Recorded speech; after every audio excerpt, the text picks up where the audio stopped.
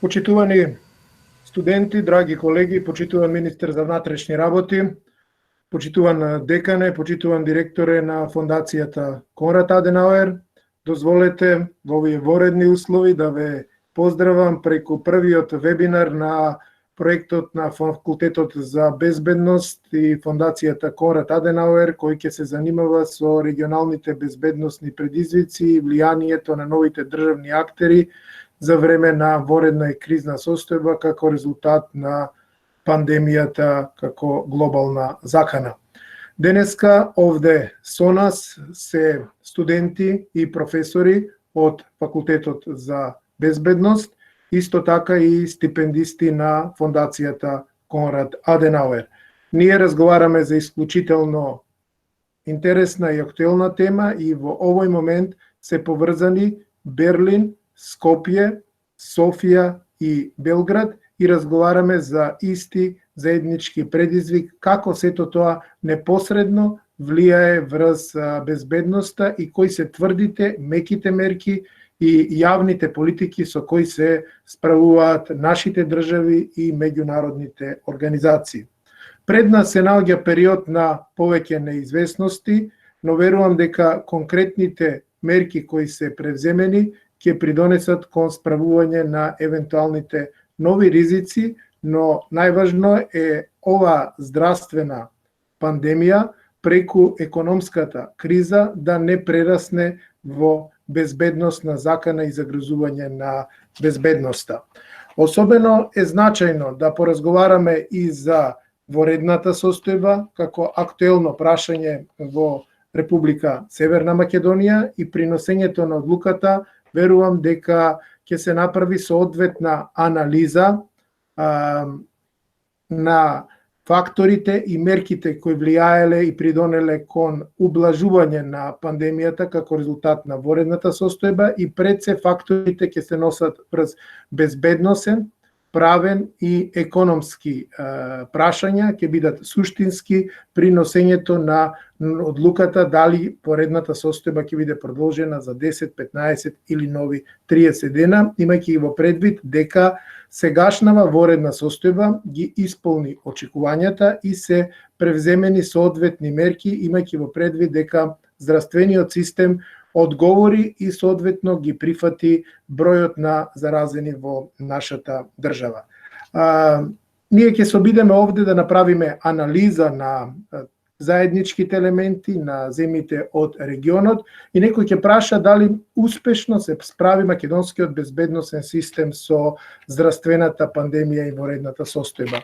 Навистина, многу посовремени и поголеми држави не успеа навремено да одговорат и системот за рана превенција потврли, но македонскиот безбедносен систем сметам дека соодветно воспостави систем на координација и навремен одговор на институциите од заканите и ризиците кои произлегуваат од безбедносната, од пандемијата и прераснувањето, држањето под контрола истата да не прерасне во безбедносна закана. Имајќи во предвид дека во Македонија функционира техничка влада, но воедно и немаме јасна законска процедура во делот на воспоставувањето на воредна состојба, воедно недостасува процедура и постапка за одржување и воспоставување на ограничувањето на движењето преку полициски час, нефункционалноста на парламентот, односно неможноста за негово функционирање, но воедно и непостоењето и двојството кое се јавува помеѓу институциите во системот за управување со кризи, заштита и спасување, недефинираниот однос на Агенцијата за национална безбедност, но сето тоа главен заклучок од овде во воведот ќе кажам дека треба да биде дека нема место за политика кога ќе се издаде наредба или одлука во безбедносниот систем при справување на воредна или кризна состојба. Јас предлагам сега да ги слушнеме воведните излагања и да воспоставиме врска со Берлин, каде што се наоѓа вршителот на должноста директор на канцеларијата на Фондацијата Конрад Аденауер за Република Северна Македонија и Република Србија и Република Црна Гора, господинот Норберт Бекман, кој го имаме на линија и би сакал да го поздравам и да го слушнеме неговото обраќање на англиски јазик, се разбира соодветно како што е планирано ќе следува и консекутивен превод после тоа. Поздрав од Скопје.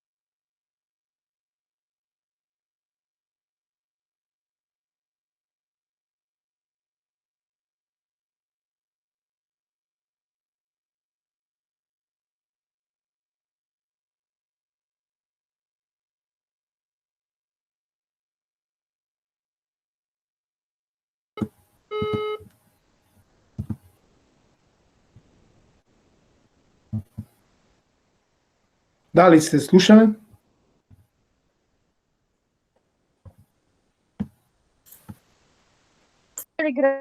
Да, се слушам. Даниела, да ве молам дали имаме врската со Берлин, само да ни потврдите.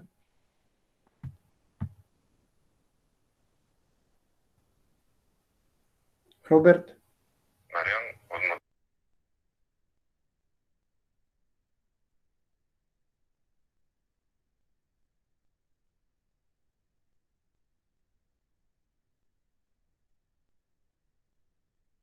Добар ден, најпрво би сакал да се заблагодарам за поканата да присуствувам на ова ново начин организирана меѓународна конференција. Би сакал да ги поздравам Скопје, Софија и Белград од мое име. Навистина сметам дека треба да сме горди што успеавме да организираме на овој начин една меѓународна конференција за справување со последиците и со разгледување на мерките кои што се резултат на ова новонастаната ситуација со ковидот. Мислам дека треба да сме горди што многу држави од Западен Балкан може меѓу другото да присуствуваат на оваа конференција. Сметам дека треба да служи во најголем дел за размена на мислења и да отвориме една дискусија како понатаму да се развиваат, какви формати да се развиваат во однос на справување со морената состојба или со кризната состојба воопшто со пандемијата и на таа тема да дискутираме. Навистина сум среќен што имаме видни личности присутни овде. Би сакал во овој момент да го поздравам срдечно министерот Чулев, кој што успеа да биде со нас на оваа конференција. За да не должам повеќе и да оставам повеќе време за дискусија, би сакал сега да го дадам зборот на другите говорители кои што би сакале да ги дадат своите воведни зборови на оваа тема. Добро дојдовте и благодарам за присуството.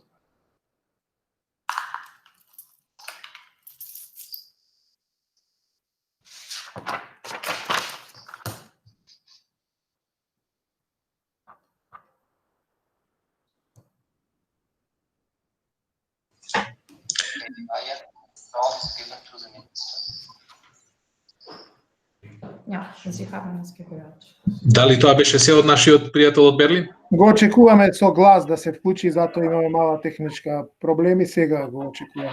Само момент. Министерот го очекува да се вклучи со глас.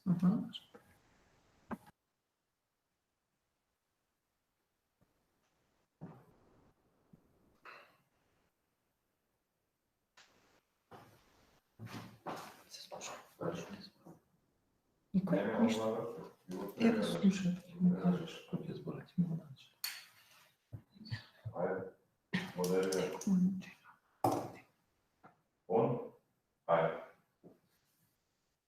Што? Да се уклучи да збориш нешто ново. Не може. Момент, он заврши. Момент да спрешните. Норберт заврши. Добро, значи го слушнавме само преводот поради технички проблеми, не успеавме да го слушнеме гласот на директорот од Берлин. Се надевам во текот на дискусијата ќе успееме да воспоставиме нова врска. Сега го поканувам деканот на Факултетот за безбедност, професорот Дујовски, да ни се обрати и да не поздрави и да ги слушнеме неговите видувања околу темата. Декане, повелете.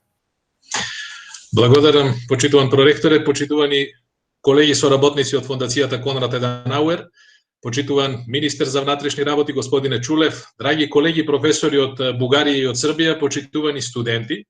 Особено задоволство ми е што можам повторно да се обрадам пред на ваков начин на онлайн дебата, значајна за активностите на безбедносните служби и воопшто на државата во справување со коронавирусот и да ги слушнеме видувањата ваши на професорите, на министерот, но и на другите представници кои што денеска ќе говорат.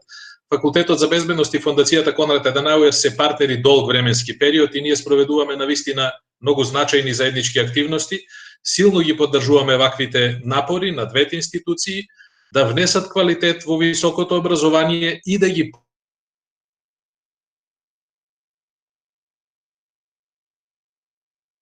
да ви посакувам успешен настан. Во однос на начинот на кој што нашата држава се справува со коронавирусот, сакам да истакнам дека Факултетот за безбедност работи на повеќе полиња. Ова е еден дел од соработката, меѓутоа организираме бројни други значајни настани и со други институции, но особено е значајно и сакам да истакнам дека Факултетот за безбедност уште на почетокот на кризата донесе одлука да формира истражувачки тим кој што ја следи работата и активноста на безбедносните институции во справувањето со коронавирусот. Соработката со сите државни институции ни е на особено високо ниво. Овде би сакал да изразам посебна благодарност на министерот Чулев и на Министерството за внатрешни работи, со кој што имаме навистина добра соработка, прибираме многу значајни податоци, за да можеме и сега, додека кризата се уште трае, но и набрзо по завршувањето да подготвиме соодветен истражувачки извештај од кој што ќе може да се превземаат заклучоци како во иднина да постапуваме.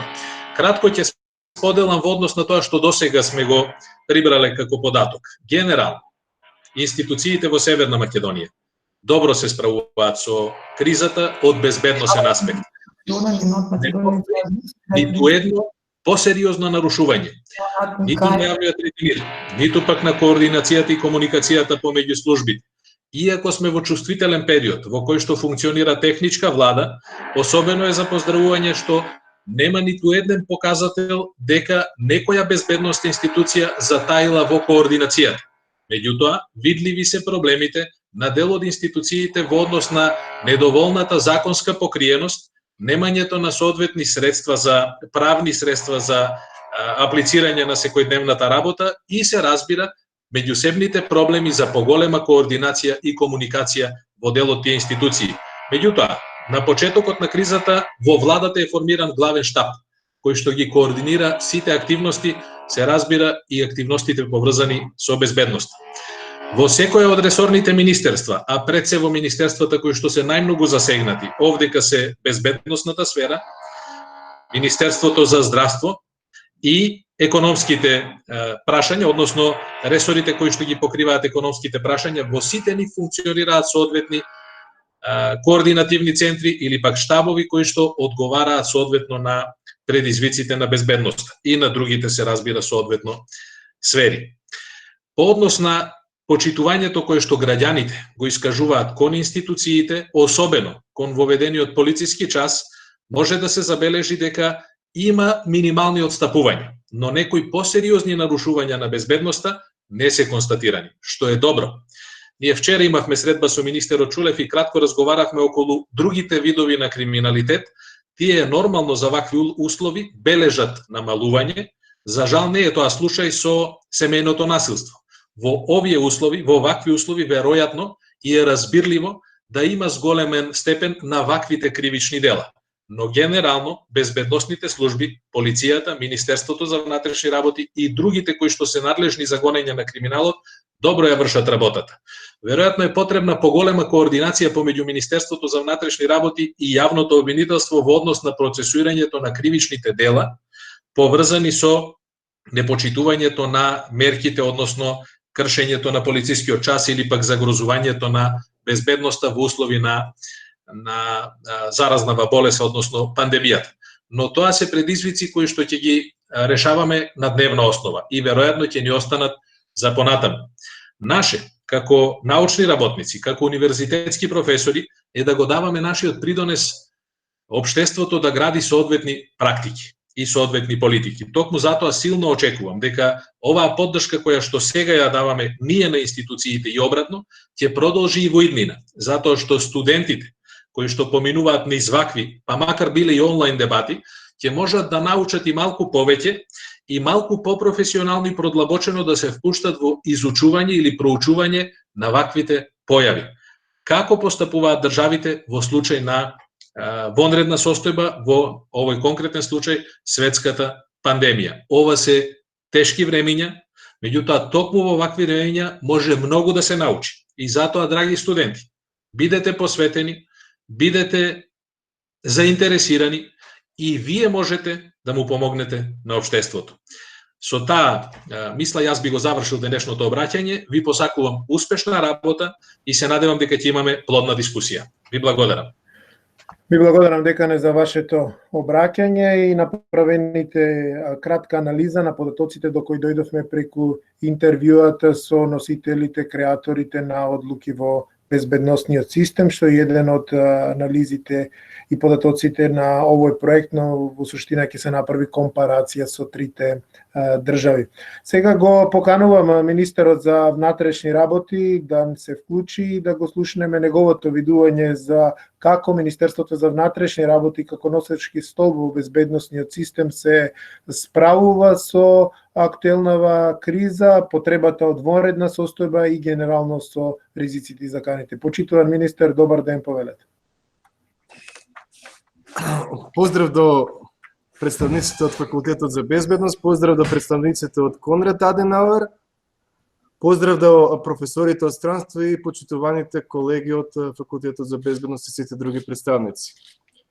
Значи, јас пред се сакам да информирам дека проектот кој што го прави Факултетот за безбедност, истражувачкиот проект, високо го оценувам, заради тоа што значи добро сондирање на сите оние аномалии во системот за управување и менаџирање со кризи, посебно во период на вонредна состојба, кога фактички немаме закон за вонредна состојба и пливаме во тие правни регуларности или нерегуларности. Заради тоа, сметам дека овој проект е од суштинско значење за идната работа на собранието и јас ќе се залагам, значи, истражувачкиот проект да влезе во работните групи на собранието со цел да истиот да биде преточен во закон кој што би го донел идниот парламент, за да немаме правен вакуум. Бидејќи во моментот постои правен вакуум. Регулирана не е кризна состојба, постапување во кризна состојба, меѓутоа во вонредна состојба воопшто немаме правна регулатива со исклучок на два члена од Уставот 125 и 126. Јас ќе бидам краток, не знам, направив некој концепт, меѓутоа нема да се држам баш до концептот, бидејќи сакам повеќе да развиеме интерактивна дискусија во смисла да поставувате сето она што ве интересира, ако дозволи модераторот. Овака, значи, во ситуација на пандемија од COVID-19, полицијата насекаде во светот, па и македонската полиција се соочивме со нови предизвици, нови форми на соработки, нови задачи. Имено, до сега непредвидени во полицискиот систем на работа. Полициските службеници остваруваа секојдневни контакти со јавноздравствените установи, со представниците јавноздравствени установи, кои што инаку во нормална состојба се минимални или пак непостоечки. Во оваа насока сакам да нагласам дека и размената на разузнавачки информации се одвиваше посебно со полициските службеници од регионот во насока на идентификување на лица и нивните контакти во смисла на правење на не и епидемиолошки интервју. Во сето ова време, значи, секоја информација поврзана со коронавирусот вредеше злато, бидејќи полицијата во ова нова и енормно захтевна улога и натаму мораше да извршува и својата друга улога, а тоа одржување на јавниот ред и мир. Исто така, знаете, имавме проблем и уште е постоечки проблем со илегална миграција, тука е борбата против организираниот криминал и од корупција, и сите други оние други задачи кои што произлегуваат од делокругот на ингеренции на Министерството за внатрешни работи. При тоа, во обичајните полициски активности на моменти бара апсење на лица, А апсењето од друга страна значеше физички непосреден контакт со друго лице. На тој начин полициските службеници беа изложени на ризик од инфекција при апсење, при транспортирање на апсениот, дали се работи за македонски државјанин или пак илегален мигрант, и приведување во полициска станица.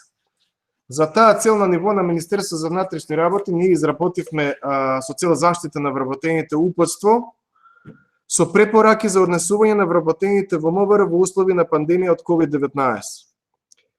Истовремено со цел запознавање на полициските службеници од Бирото за јавна безбедност со начинот на заштита и начинот на спречување на ширење на коронавирусот, дополнително изработивме и мини брошура со PR код кој што те води веднаш до упатството со препораки. Она што е битно да ви кажам дека за време на пандемијата кои беа главни задачи на Министерството за внатрешни работи. Еден дел од тие задачи беа почитување на она што значи ограничување на движењето или популарно полицискиот час, спроведување на државен карантин. Значи, полициските службеници со одлука на владата и со посебен протокол изработен од Комисијата за заразни болести учествуваа на секој спрат од објектите каде што се користени за државните карантини со цел обезбедување и вклучително надворешното обезбедување на објектите.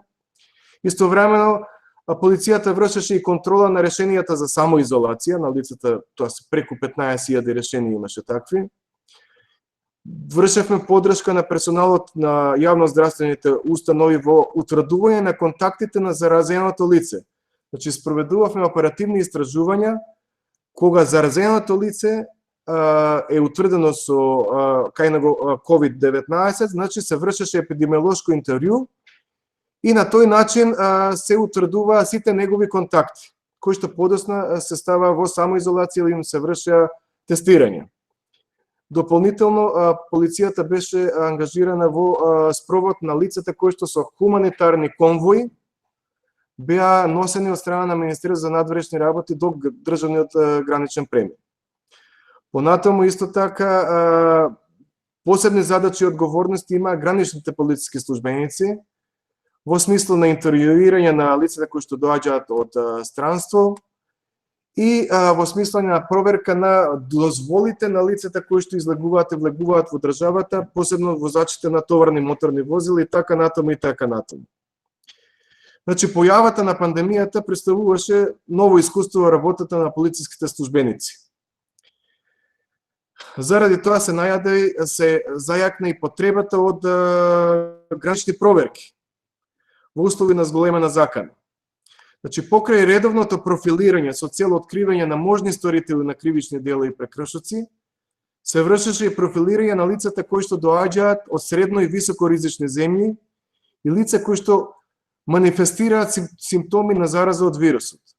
За таа цел беше извршена посебна обука на граничната полиција со оглед дека државниот здравствен и санитарен инспекторат немаше доволно вработени кои што можеше да ги распредели на сите гранични премини. Сите овие мерки и активности налагаа употреба на заштитни средства, ракавици, маски, а по потреба и заштитни очила и комбинезони. Имено имавме случаи кога се вршеше увид и кога нашите колеги мораа да носат заштитна опрема, а поготово во одредени делови при обезбедувањето на државните карантини носеа и заштитни комбинезони. Како, например, случајот во Велес, ако го памтите, толку многу експониран во јавноста со мајката и синот, каде што се утврди дека мајката е болна од корона, значи да не носеа нашите колеги заштитни комбинезони и очила, може да бидат заразени. Она што исто така интересно да се напомене е дека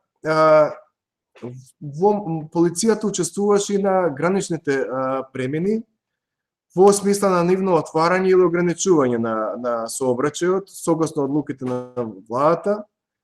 И во моментот, како што знаете, сите аеродроми се затворени со исклучок за хуманитарни и карго летови и со посебно одобрени од страна на владата. Додека сите државни премини се затворени за странски државјани, Значи со посебна дозвола само се пропуштаат странски државјани, а за македонски државјани се отворени, меѓутоа со налог да истите да одат во државен карантин. Патниот сообраќај, товарен сообраќај се одвива со посебни дозволи. Инаку во однос на активностите на Frontex, полициските службеници кои се вклучени во Frontex се исто така и оние кои што ни помагаат врз основа на договор, билатерални договори со држави од Вишеградската група, Словенија, Хрватска, Србија, значи и Австрија, истите се пропуштаат непречено да учествуваат во обезбедувањето на јужната државна граница.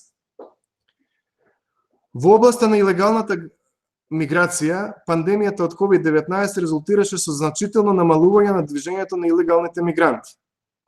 Што е нормално, бидејќи стравот од самиот вирус помеѓу мигрантите, меѓутоа и помеѓу криумчарите на мигранти, бројните мерки на национално ниво на справување со COVID-19, значи прогласување на вонредна состојба, ограничување на движењето, зголемени проверки, сето тоа оневозможи движење на мигрантите и реализирање на криминалните активности поврзани со илегалниот транспорт на мигранти.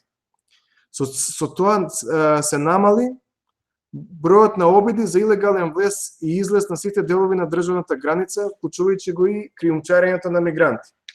Меѓутоа, како се олабуваат мерките, очекуваме во наредниот период исто така да се зголеми, односно да се на некој начин да се нормализира бројот на мигрантите.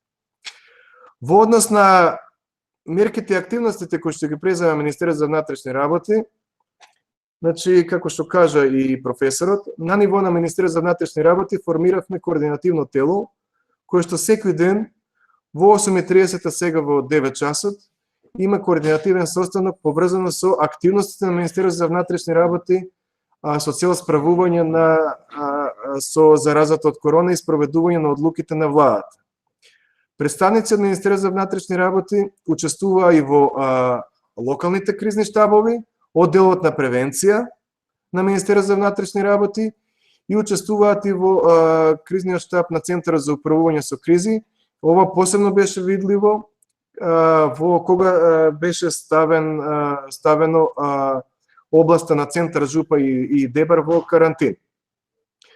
Истовремено имаме формирано и функционален штаб, оперативен штаб помеѓу Министерството за внатрешни работи и армијата, со оглед дека армијата со наредба од председателот на државата е ставена во функција на поддршка на активностите на Министерството за внатрешни работи. Каде се користи армијата? Армиските припадници ги користиме во обезбедување на објекти со витално значење, како што се затвори, дипломатско-конзуларни представништва, аеродромот и дел од карантините. И истовремено армијата ја користиме во делот на обезбедување на државната граница. За таа цел армијата се донесе на влада уредба со законска сила, при што армијата доби одредени полициски овластувања, за да може да биде функционално. Колку е тоа во склад со уставот и со законот, остава на правниците, меѓутоа нас ни беше неопходно армијата да ги има овие овластувања, полициски овластувања, доколку сакаме да не биде во функција. Инаку во спротивно не можеше да се активира и да се ангажира. Јас како представник на Министерството за внатрешни работи, секој ден на влада од 9:30 часот имаме главен координативен кризен штаб, каде што се презентираат активностите на Комисијата за заразни болести, се разгледуваат барања и се донесуваат предлог, одлуки на влада и се иницираат уредби со цел соодветно постапување при менаџирањето на кризата со заразата со корона. И покрај тоа што е техничка влада, мислам дека немаше поголеми недоразбирања, значи воопшто тие не беа видливи со цел ефикасно справување на кризата со корона и мислам дека добро се изменаџира генерално во Македонија, да видиме во идниот период како ќе се одвива тоа. Со оглед дека ни предстојат парламентарни избори, така да тоа е дополнителен делокруг на обврски на Министерството за внатрешни работи, поготово со укинувањето на вонредната состојба ние ги губиме неколку стотици припадници на армијата кои што и му помагаа на Министерството за внатрешни работи. Сега укинувањето на вонредната состојба не значи дека ќе се намалат обврските на Министерството за внатрешни работи. Напротив, тие остануваат исти. Имаме државни карантини, имаме хуманитарни конвои, имаме дополнително контрола за носење на заштитни маски. Значи, исти остануваат обврските. Имаме од безбедносен аспект состојби со висок ризик поврзани со верски празници, имаме државни празници, а исто така имаме и политичко предизборие, така да обврските и одговорноста на Министерството за внатрешни работи се од највисок обем. Сега тука имам кои активности се и што се презема. Значи, преземаме позорно патролна служба, направивме мобилни патроли полициски, направивме стационарни полициски пунктови. Меѓутоа, согласно бројот на вработени во Министерството за внатрешни работи, ние не може на секое место да бидеме присутни и да имаме целосна контрола во однос на почитување на мерката за ограничување на движењето. Јас тука би сопрел, има уште многу да се кажува, меѓутоа не знам што ви е од интерес, така да оставам простор за прашање и одговори на крајот. Ви благодарам, министре. Ги повикувам студентите, професорите кои се овде на овој вебинар да се вклучат и доколку имаат прашања до министерот за внатрешни работи да го постават, а потоа ние ќе продолжиме со вториот дел од дискусијата и презентациите на колегите од Белград и Софија. Дали има заинтересирани студенти да се пријават? Да нема потреба да имаат трема од министерот за внатрешни работи, тој е тука за вас и да одговори на вашите прашања. Додека некој од студентите се јави, јас ќе ве прашам за ваше мислење, почитува министер, за потребата од донесување на закон за воредна состојба, со оглед на тоа што сега, според последните изјави кои ги слушнавме од Министерството за здравство, има нова препорака за продолжување на воредната состојба, веројатно врз мерките покрај безбедносни, правни, економски, сега и здравствени. Во моменти кога имаме олабавување на мерките, кој е вашето мислење во однос на прогласувањето и на продолжувањето на воредната состојба, значи мислење дали има потреба од закон за воредна состојба, дали истата треба да биде продолжена, иако вие нагласивте еден од аргументите за превземањето на дел од пунктовите, обезбедувањето на границата и така натаму, и генерално околу вашиот став за полицискиот час, оглед на тоа што тоа е актуелно прашање. Овде сега малце недостасува веројатно методологија и јасна процедура при носењето на одлуките. Имаме нормализација на состојбата, односно меки мерки, купување во молови, а паралелно и барање за продолжување на воредната состојба. Купување во молови под воредна состојба малку едните со другите мерки, барем во моментот, не може да бидат одржливи. Вашето мислење за тоа, молам. Професоре, од аспект како министер за внатрешни работи, значи нас вонредната состојба ни е од помош заради ангажманот на армијата. Доколку нема вонредна состојба, ние како министер за внатрешни работи не може да ги користиме армиските сили во поддршка на Министерството за внатрешни работи. Тоа значи околу 400 до 600 припадници на армијата веднаш ќе се повлечат. Значи, наредбата на председателот престанува да важи и во рок од 2 часа началникот на генерал-штабот веднаш ги повлекува армиските сили. Што значи дека сите оние припадници на Министерството за внатрешни работи, кои што претходно беа ослободени од обезбедување на државната граница, или од обезбедување на посебни објекти од витално значење, а со цел вклучување нивно во полициските активности за превенција на заразата од COVID-19, тие ќе мора да се повлечат на старите работни задачи. На тој начин ние ќе бидеме ослабени во спроведувањето на мерките и одлуките на владата. А знаете вие дека сите оние мерки остануваат на сила. Така да од аспект на Министерството за внатрешни работи, според нас, добро е да остане вонредната состојба. Сега, вонредната состојба претпоставувам ја потреба на владата и заради тоа што нема да може да носи уредби со законска сила. Со престанувањето на вонредната состојба, најголем дел од уредбите со законска сила кои се донесени престануваат да важат, освен оние уредби за кои што е точно назначено рокот до кога ќе важат. Например, кај уредбата за носење задолжителна заштита на лицето е ставено до крај на пандемијата. Кај уредба со продолжување на важност на патните исправи и на возачките дозволи, ние ја ставивме до 31 август.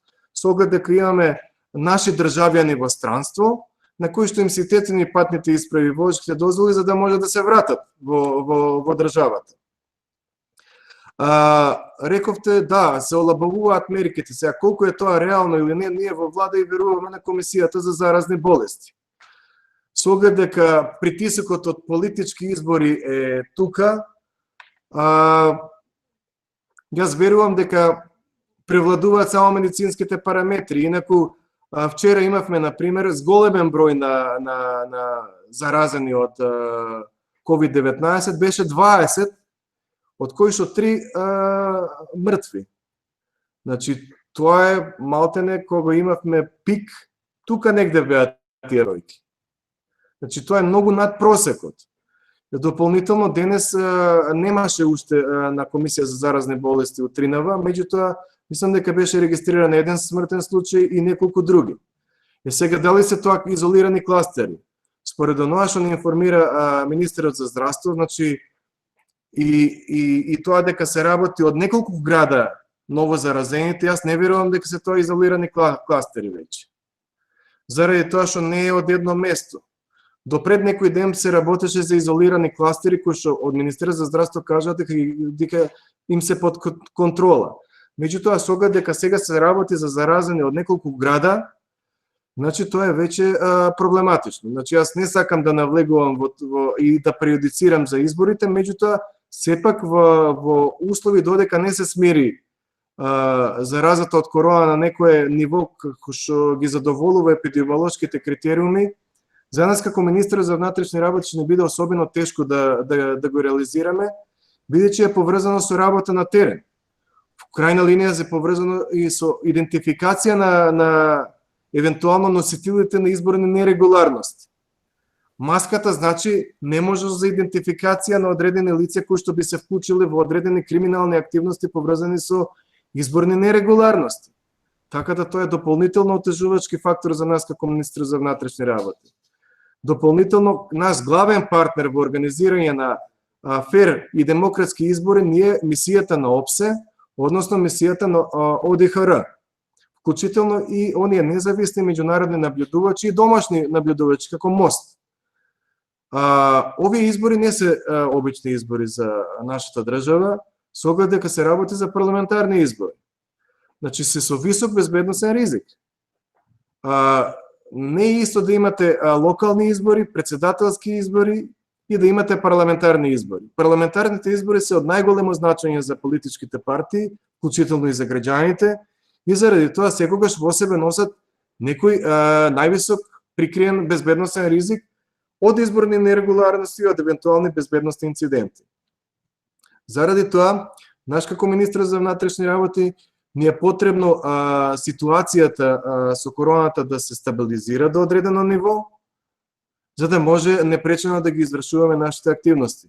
Инаку потполно се согласувам дека ни е неопходно и што попрво, што прва прилика што се формира новиот парламент носење на закон за вонредна состојба, заради тоа што има многу правни недоречености, воопшто нема регулатива. Така да и на институциите, меѓутоа и на сите фактори во справувањето и менаџирањето на кризата е многу полесно доколку има точно определени законски норми по кои што ќе се раководат во менаџирањето на кризата од корона. Ви благодарам, министре. Имаме сега блок на неколку прашања. Ве молам да ги прибележите и потоа да одговорите на истите. Прашање до министерот: какви се најавите за отворање на границите и под кои услови за македонските државјани кои би се вратиле од странство? Веројатно тоа ќе биде едно од темите на разговор на министерот за здравство со колегата од Грција. Значи, дали кога ќе се отворат границите и можност да се вратат, каков однос ќе имате кон македонските државјани? Следното прашање ќе го постави Стефан Митановски. Ве молам да се вклучите. Стефан, дали се слушаме? Да, се слушаме. Повеле, Стефане, со прашањето кратко, како може да видиш. Кратко прашање до министерот: дали Министерството за внатрешни работи ја разгледува можноста за барање на меѓународна помош како замена за армиските припадници, ако веќе знаеме дека ваква помош добивме во борбата против мигрантите со полициски службеници кои директно дојдоа во нашата држава? Добро, благодарам, Стефан. Добро, еве на првото прашање во однос на отворањето на границите. Значи, во моментот каква е ситуацијата? Секој македонски државјанин кој што престојува во странство може да дојде во матичната држава, во Македонија, со тоа што мора да помине 14 дена задолжителен карантин. По завршувањето на карантинот, претходно беше плюс 14 дена самоизолација, меѓутоа сега е само државен карантин.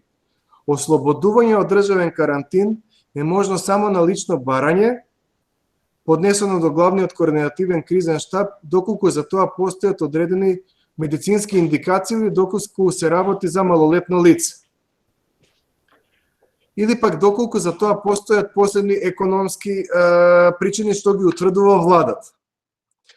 Во моментот со посредство на Светската здравствена организација има разговори помеѓу министрите за здравство со цел утврдување на единствен заеднички протокол за земјите од Западен Балкан во однос на минувањето на државните граници, меѓутоа гледаме во моментот одредена некоординираност во однос на отварањето на државните граници, со оглед дека секоја држава се раководи од сопствените приоритети. Владата на Македонија уште нема донесена одлука на оваа тема, со оглед дека моментално се водат регионални разговори од страна на Министерството за надворешни работи и од Министерството за здравство. А потоа, доколку донесеме таква одлука, че треба да се утврдат протоколи, епидемиолошки протоколи од страна на Комисијата за заразни болести, како би се одвивало тоа? Дали само со мерење температура, како што е преминувањето на државната граница со Грција, они до сега немат, дали ќе биде одредено тестирање, како вид на тестирање ќе биде, кој ќе го прави тоа и колку време ќе важи. Значи, сето тоа уште не изрегулира. Така да во моментот останува она одлука на владата, секој македонски државјанин од странство оди во државен карантин. Во однос на второто прашање, значи не размислуваме за таа работа, заради тоа што и сите држави се преокупирани, односно полициските единици им се целосно ангажирани во справувањето со короната, така да во таа насока не размислуваме. Како резервна опција го имаме резервниот состав на полицијата, кој што за среќа немаше потреба да се активира сега во справувањето со коронавирусот, инаку ние имаме и полициски резервен состав. Во однос на јужната граница, да, таму имавме околу 145 полицајци од земјите од Вишеградската група и од земјите од Србија, Хрватска, Словенија и Австрија. Во моментот падна бројот на 780, меѓутоа тие најавуваат нивните контингенти да се вратат на државната граница, токму од причина што дел ги повлекува контингентите за справување со коронавирусот во нивните држави, бидејќи секој полицаец злато вредеше во овој период. Ви благодарам. Сега да ги слушнеме следните прашања. Филип Јанковски, повели со твоите 2-3 прашања. Учи се. Филип, дали се слушаме?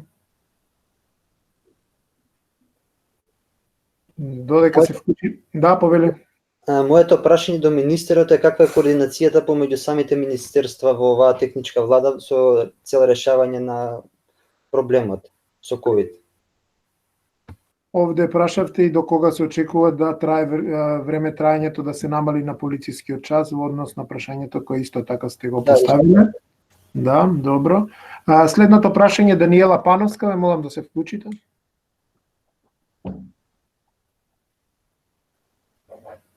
Даниела? Дали сте тука? Повелете. Ќе следат до митинг. Добро. Кристијан Лазаров се пријави. Дали се слушаме, Кристијан? Добро, доколку се вклучат, самите ќе се пријават. Значи во делот на координацијата и полицискиот час. Значи во делот на координацијата досега координацијата добро функционираше без разлика што се работи за техничка влада, бидејќи главна цел беше заштита на здравјето на граѓаните. Координацијата се вршеше во рамките на главниот координативен кризен штаб на владата и сите активности на владата произлегува према министерствата, вклучително и Министерството за внатрешни работи. Нормално на владата понекогаш имаше различно мислење. Еве, например, во однос на полицискиот час, јас на почетокот држав еден поригиден став, значи дека мораше побрзо да се почне со полицискиот час и со затварањето на државните граници, со оглед дека добивме информација дека наши граѓани од Ломбардија, односно од северниот дел на Италија, кои што беа тогаш најзагрозени подрачје, сакаат да се вратат во матичната држава и заради тоа инсистирав што е можно побрзо да ги затвориме државните граници. Сега веќе кога гледаме дека граѓаните се под еден поголем психолошки притисок, бидејќи она што треба дополнително да биде истражувано, тоа се последиците врз менталното здравје и психофизичката состојба врз граѓаните како последица на COVID-19. Значи, онаа пост-ковид состојба. Затоа во моментот малку се разговара, меѓутоа со оглед дека Министерството за внатрешни работи постапува на терен и има секојдневни контакти со граѓаните, гледаме дека состојбата со ограничување на движењето на граѓаните, поготово на максимумот кој што го имаше од 85 часа, негативно влијаеше врз граѓаните. Па така како што каже и професорот, имаме зголемен број случаи на самоубиства и суицидални обиди и истовремено имаме зголемен број на случаи на семејно насилство. Мојот став е во однос на ограничувањето на движењето истото да започне од 21:00 секој ден. И истовремено да се овозможи циркулација и на старите и на младите лица преку цел ден, заради тоа што во меѓувреме воведовме нова мерка, а тоа е носење на заштитна маска. Така да кога имаме веќе носење на заштитна маска, која што особено ја почитува постарата популација, значи, мислам дека на ним треба да им се дозволи исто и на помладите лица движење преку цел ден, исто како и за возрастните лица. И ова исто така да трајањето да биде до 21:00, што во голем после 21 да биде полицискиот час, што во голема мерка нас како министер за внатрешни работи би ни олеснило превентивната улога со оглед на моментот кога почнува ифтарот. Во пресред на празникот Рамазан Бајрам. Во ред, ви благодарам. Имаме прашање овде да ги прочитам. Зошто приправниците не добија решение и активно не се вклучат во борбата со пандемија, кога веќе нема доволен капацитет Министерството за внатрешни работи? Тој е од Кристијан Лазаров, не може да се вклучи, има проблем со микрофонот. Ве молам да го запишете тоа прашање. Даниела Поповска искажа интерес да се пријави и да има прашање од Конрад Аденауер. Повелете, Даниела. Благодарам, Маријан. Најпрво, поздрав до сите учесници, поздрав до представниците од Факултетот за безбедност, како и до професорите од Белград и од Софија.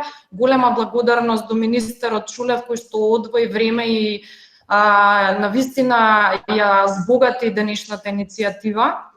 Имам едно прашање до министерот. Министре, кој е вашиот став? Што мислите не како министер, туку како професионалец, бидејќи знам дека долги години имате професионално искуство во Министерството за внатрешни работи. Дали Македонија имаше, во наводници ќе кажам, среќа во несреќа, дека толкму кога бевме затечени со пандемијата, имавме техничка влада? Кој е вашиот став во однос на ова прашање, или ете поконкретно како би оцениле соработката и размената на информации со останатите членови на владата? Благодарам. Ти благодарам, Даниела. Значи, отприлика предлагам овде да привршиме. Прашањето на Кристијан е околу приправниците. Колегите студенти прашуваат околу дали ќе може да се дозволи од безбедносен аспект во мали групи да се овозможи полагање на студентите. Ваше размислување и на крајот одличното прашање на колешката Даниела од Фондацијата Конрад Аденауер, како во суштина техничката влада влијаеше во справувањето со ризиците, заканите и влијанието непосредно од пандемијата врз секојдневното живење, но и институционалната соработка. Повелете, министр. Да, во однос на приправниците од Министерството за внатрешни работи, значи решенијата се изготвени и им се доделуваат заради тоа што со одлука односно со уредба од влада им се скрати приправничкиот стаж токму за ова намена да се вклучат во активностите на Министерството за внатрешни работи. Изготвени се решенија и веќе решенијата се доделени, дели се доделуваат. Со оглед дека мораше да се направи соодветна финансиска конструкција. Во однос на полагање на испити. Значи, јас искрено сум за тоа да во точно контролирани услови со посебно утврден епидемиолошки протокол да може да се полагаат испити, меѓутоа сепак за тоа главна улога има Комисијата за заразни болести и таа одлучува која ќе биде динамиката и темпото на олабавување на мерките. Значи, еве сега се дозволи реализирање на конференции од поболи обем, реализирање на испити, состаноци и одржување. Се надеваме дека идната мерка ќе биде и реализирање на настава. И во однос на соработката во владата. Значи, јас кажав, меѓутоа ќе кажам и после завршувањето на оваа техничка влада. Техничката влада е демократска придобивка за секој општество, вклучително и за македонското општество, каде што степенот на развој на демократските институции не е на ниво на кое што треба да биде, значи не е на ниво на членки на Европска унија. Така да техничката влада од аспект на организирање на фер демократски избори е огромна придобивка и таа треба да продолжи. Меѓутоа, мислам дека ни треба посебен закон за ова, каде што точно ќе бидат дефинирани сите процедури, обврски кои што можат и права кои што ги имаат представниците на опозицијата во таа техничка влада, бидејќи овака тоа не е регулирано и е недоречено и остава простор за тензии, за конфронтации со оглед на нискиот степен на демократска култура во македонското општество, за жал. Инаку како придобивка, мислам, треба да остане, со тоа што треба точно да се дефинираат надлежностите и правата и обврските на представниците на опозицијата во таа техничка влада. Дополнително, мислам дека овој период, без разлика на тоа што постоеше техничка влада, значи кризата беше добро изменаџирана, ние се надминавме самите себе, поготово јас како единствен представник од опозицијата, секогаш се раководев од оноа што значи ефикасност на Министерството за внатрешни работи за заштита на здравјето и граѓаните и сите оние недоразбирања не дозволував да излезат во јавност. Сега влегуваме во еден друг период, во период на малтене политичка кампања, создадена атмосфера во општеството според мене многу прерано во оглед на ризикот од справувањето со пандемијата, меѓутоа создадена е атмосфера и кај граѓаните, самите граѓани викат, кога можеме да имаме парламентарни избори, јас да одам на гласање, да одам на собери политички или брифинзи, зошто да не можам да излезам? Значи, на граѓаните веќе создадена атмосфера, вклучително и верските заедници, дека ја надминавме пандемијата, а всушност резултатите од Министерството за здравство не зборуваат така. Самиот факт што вчера имавме тројца мртви, денес не знам, еден или двајца се, не знам, ќе видиме. Министерот за здравство кажа и зголемен број на лица кои што се на респиратори. А знаеме каков е аутфитот од респиратори во најголем број случаи, значи дека ние не сме ја наминуваме кризата со COVID-19 и дека уште сме во таа криза. Од друга страна, веќе влегуваме во една политичка кампања, каде што тој политички ривалитет доаѓа до израз и тие недоразбирања и тоа ривалство во техничката влада се повеќе ќе доаѓаат до израз. Така да во наредниот период очекувам уште повеќе напади и тој ривалство во владата да дојде до израз. Инаку не е едноставно да бидете единствен представник на опозиција помеѓу 30 други представници. Заради тоа добро е тоа со закон точно да се дефинира. Генерално на крајот проценката безбедносна, ќе зачуваме ли ова здравствена криза да прерасне во безбедност? Значи, јас ќе направам се што е можно да не прерасне здравствената криза во безбедноста. Професоре, кажавте и вие, имавме неколку предизвици во справувањето со короната, кои што не дозволивме да прераснат во одредени безбедносно ризични ситуации, како што беше ситуацијата со непочитувањето на ограничувањето на движењето во Сингелич, вклучително и литијата. Значи, во едниот и во другиот случај превенцијата затаи на Министерството за внатрешни работи, меѓутоа, како што кажав, не може на секое место да бидеме присутни. Вклучително и сите граѓани се мотивирани од најразлични причини да постапуваат. Меѓутоа, како Министерство за внатрешни работи не дозволивме да се направи безбедносна криза. Во наредниот период имаме безбедносно ризични ситуации поврзани со големиот муслимански празник Рамазан Бајрам, значи вклучително и со оноа што значи атмосфера на политички конфронтации во општеството кое што е во растечка насока, а и вклучително го имаме и празникот Свети Кирил и Методи. Така да преземаме превентивни активности. Јас побарав во тие превентивни активности Министерството за внатрешни работи задолжително да вклучи и да побара информација од Агенцијата за национална безбедност и од Агенцијата за разузнавање, бидејќи и тие се најповикани државни институции кои што разузнавачко безбедност не треба да го охранат Министерството за внатрешни работи како институција за спроведување на законот, а ние без тие информации не може навремено да постапиме. Уште еднаш би сакал да им се заблагодарам на сите.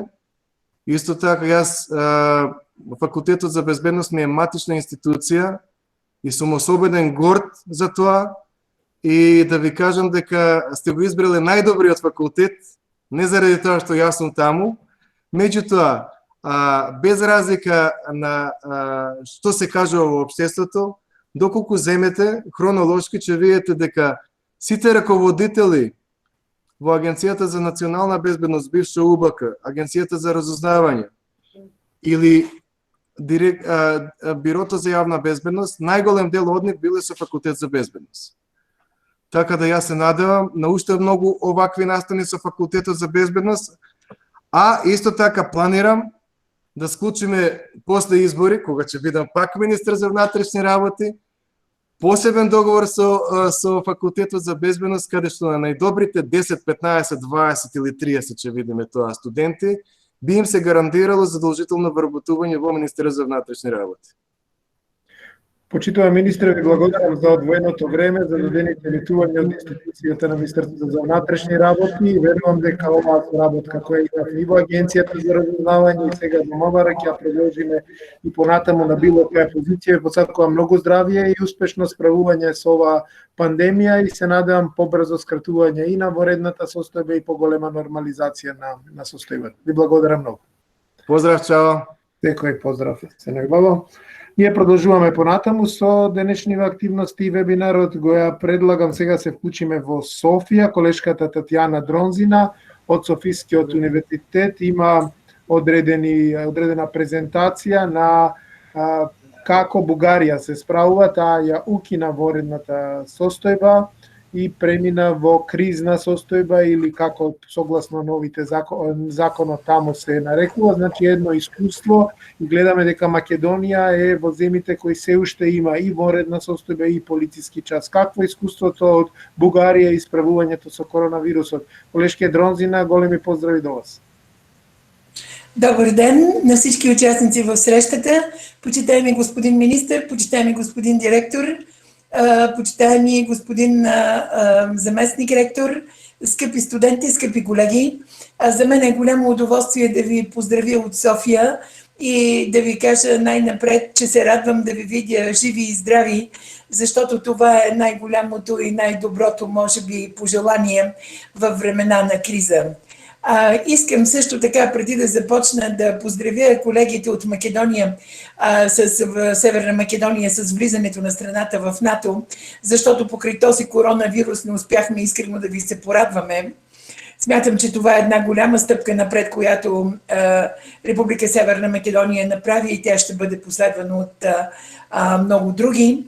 Поздравявам ви наистина за тази прекрасна инициатива заедно с Фондация Конрад Аденауер и благодаря за възможността да споделя опитът на България и по-скоро политическите аспекти на управлението на кризата.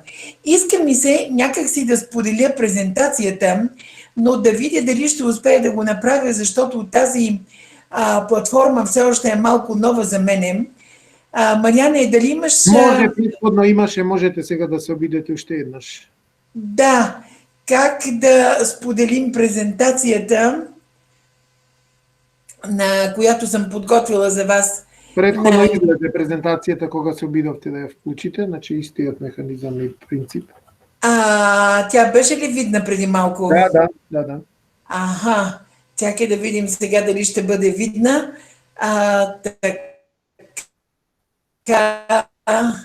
Сега видна ли е презентацията на английски език? Не е все още, не.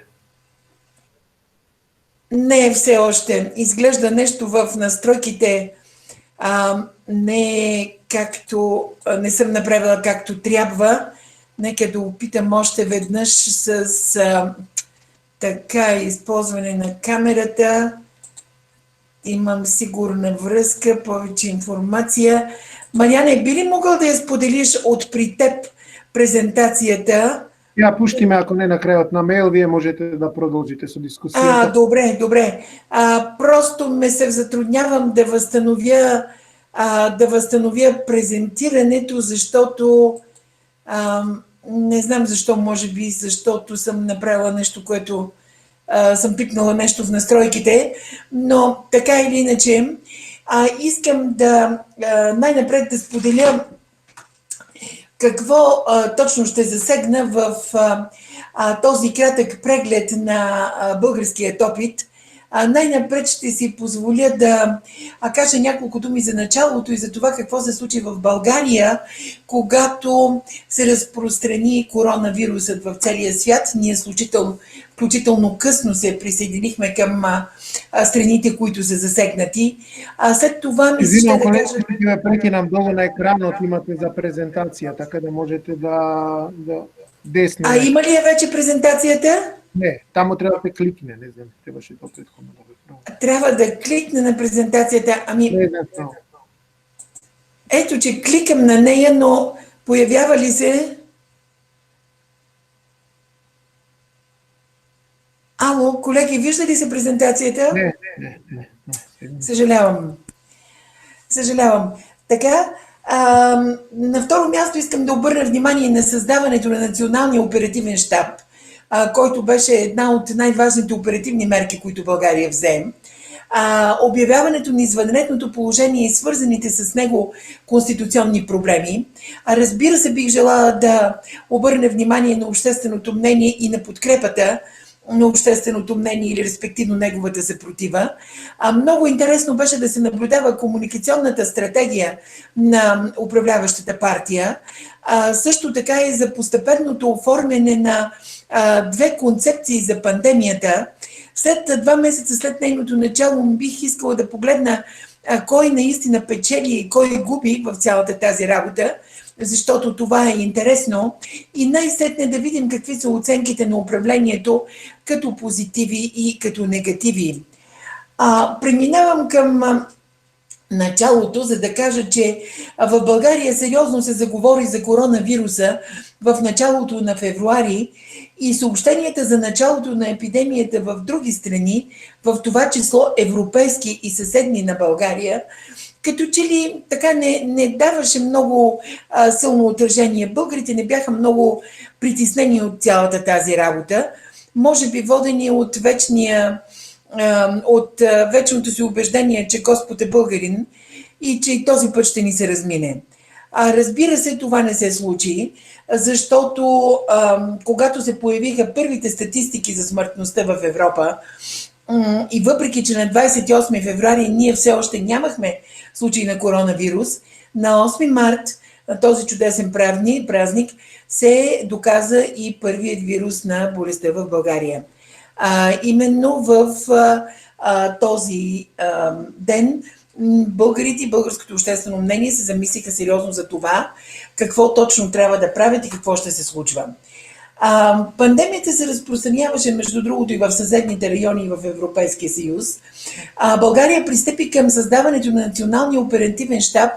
Искам да обърна внимание 2 седмици преди доказването на първия случай на заболял от коронавирус. Тоест на 25 февруари беше създаден Национален кризисен щаб, който е оглавен от генерал-майор професор доктор Венцислав Мотавчийски, който е главен лекар на войската, на армията, и в същото време е директор на Военно-медицинска академия. В този щаб влизат всички представители на институции, които са пряко ангажирани с здравеопазването. Това е санитарния контрол, това е всички останали институции, които са тук, последствие ще предоставя и списък, за да не губим сега времето. Народното събрание обяви извънредно положение върху цялата територия на страната на 13 март. Това е приблизително седмица след обявяването на извънредното положение, и постанови, че до 13 март април това положение ще се запази. На Министерския съвет беше възложено да предприеме всички необходими мерки, които проистичат за запазването на здравето на населението, съобразно Конституцията на България. Обаче, тук се появиха редица проблеми. И първият проблем беше, че нашата Конституция има една неяснота по въпроса за извънредното положение. То се споменава 4 пъти, този термин, в различни глави и в различни връзки. Какво точно е извънредното положение? Ние такова положение сме имали в началото на Втората световна война. Общо взето няма го поколението, което да е живо и което да знае какво точно представлява извънредното положение. Така че много места, на много и в много случаи ни се налагаше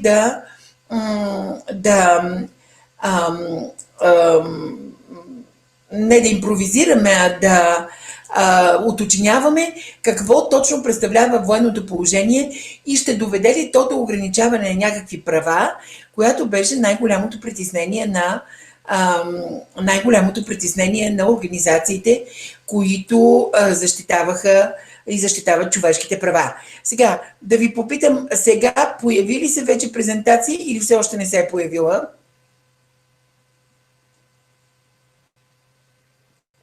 Има презентацията. Има презентация? Да. Или няма? Има.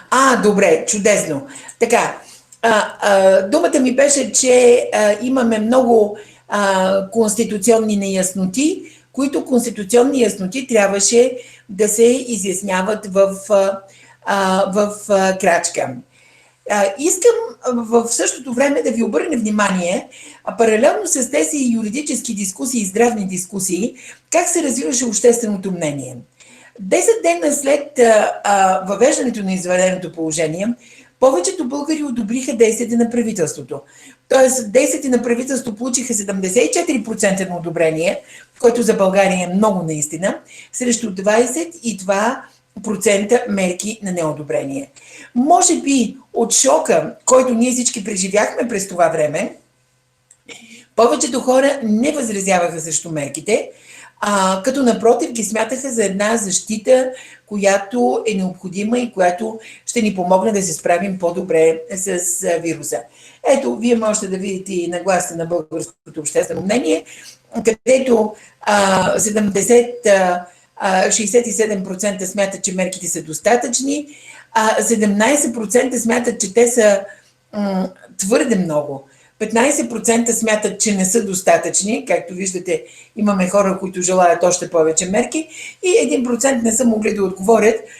Виждате, че това е индикатор за силният интерес към дискутирания проблем.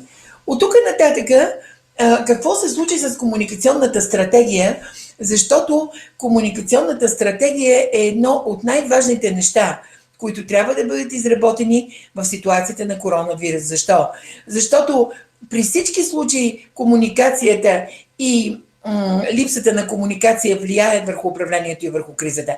Но при коронавируса, както се изреди Световната здравна организация, проблемите в комуникацията могат да костват човешки животи. Това, което виждате, между другото, в дясно на презентациите, са членовете на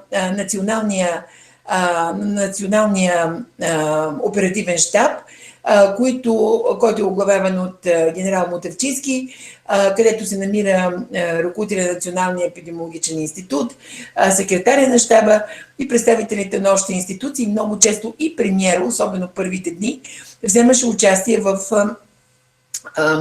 брифингите, които даваше този щаб. В България се установи модела на брифингите. Т.е. в продължение на повече от 2 месеца тези 5 човека, които вие виждате, понякога в присъствието на премиера и с негово участие и с участието на министъра на здравеопазването, всяка сутрин в 8 часа се изправиха пред камерите и оповестяваха резултатите от това какво се случва в България. Първоначално брифингите се даваха 2 пъти, веднъж се даваха и след обяд. Но постепенно, с течение на времето, може би някъде вече към 2-я месец, в част от обществото се оформи мнение, че този формат брифингите са твърде стресиращи. Тоест, ние всеки ден слушахме за хора, които са се разболяли, които са починали, за медицински персонал, който непрекъснато се заразява, за това как това представлява опасност. И може би това дойде малко в повече на хората. В последствие този формат беше променен и беше решено да се дават брифинги само веднъж, и то от секретаря на щаба. Ето, това е секретаря на щаба, който виждате тук. Той сутрин трябваше да съобщава нещата и по едно време включително беше възприет и формата да няма за въпроси от страна на журналистите, просто да бъдат съобщавани сведения. Не знам кое повече им хареса на журналистите. Мисля, че срещите с щаба предоставят на българската общественост много по-изчерпателна информация, но за това има различни мнения. Минавам нататъка, за да кажа, че междувременно в нашето общество се оформиха 2 концепции за справянето с пандемията. Вляво, ето тук, вие виждате професор Венцислав Мутафчийски, шефа на щаба, ръководителя на щаба, който твърдеше, че трябва да бъдат взети всички мерки без изключение, за да можем ние да спечелим време, което да даде възможност на болничната система, на здравната система да се адаптира към коронавируса, защото в началото България нямаше никакъв опит. И доцент Мангаров, който говореше за стаден имунитет, т.е. че трябва да пуснем всички хора, пък като се разболеят. Който оживее от тук нататък. Българското общество някак се раздели на 2 модела. И едната концепция имаше поддръжници, другата имаше тази за стадния имунитет, както вие знаете, беше възприета в Швеция, беше отчетена като грешка, щеше да бъде възприята и в Англия, ако не се беше разболял Борис Джонсън. И така нататък, и така нататък. Само като една илюстрация на това, което говорим, искам да ви кажа, или по-скоро да ви покажа сравнението на кривите на динамиката на болестта в началото на април. Вие виждате, ето тук, това е световната тенденция, колко рязко покачване има нагоре. И в същото време виждате в България колко плавно върви покачването. Точно това е, което даде времето на нашата здравна система да се адаптира и медицинския персонал да се обучи, защото никой от нас не знаеше нищо за този вирус. Преминавам нататъка, за да посоча също така и че още една илюстрация, новите случаи по седмици бяха до началото на май, са отразени ето тук. Вие можете да ги видите. На 26 беше април, имаше един пик, но вчера също имахме един пик, който беше с 63 заболели. И това накара Министерския съвет, отменяйки извънредното положение, да въведе извънредна медицинска ситуация, което означава, т.е. епидемиологична ситуация, което означава, че извънредното положение като такова не съществува, т.е. не могат да бъдат ограничавани права, но в същото време мерките, дистанциите, маските, забраняването на струпването на голямо количество хора продължават да бъдат в сила. Като любопитен факт, съм ви сложила тук моето скромно мнение, моят скромен пост, който аз изразих по повод на